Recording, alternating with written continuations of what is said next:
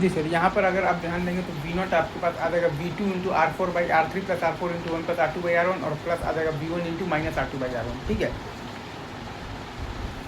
और Vp बराबर आप चाहें तो Vn से भी आप ला सकते हैं, तो Vp आपके पास है V2 R4/R3 प्लस R4 और Vn आपके पास है V1 R2/R1 और प्लस R2 और प्लस है बेसिकली V0 R1/R1 और प्लस R2, तो Vp बराबर जब Vn करेंगे तो V0 आपके पास बेसिकली सेम आएगा, माइनस R2/R1 टाइम्स V1 और प्लस आ जाएगा तो V2 times R4/R3 plus R4 into 1 plus R2/R1, तो V0 आपके पास आ जाएगा माइनस R2/R1 टाइम्स V1 और प्लस मतलब आ जाएगा V2 times R4/R3 plus R4 into 1 plus R2/R1।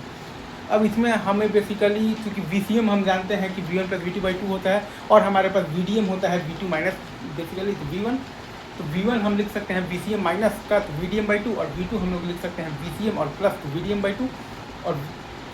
भाई हम जानते हैं कि V0 बराबर आता है बेसिकली ACM इंटू VCM और प्लस आता है बेसिकली ADM इंटू आता है बेसिकली आता है हमारे पास बेसिकली तो VDM, तो वहाँ से हम चाहें तो ACM और ADM भी निकाल सकते हैं, और CMRR हमारे पास आता है basically 20 log mod of the ADM/ACM। ये सारे रिजल्ट्स और सर्किट्स आपको आते हैं ऑलरेडी।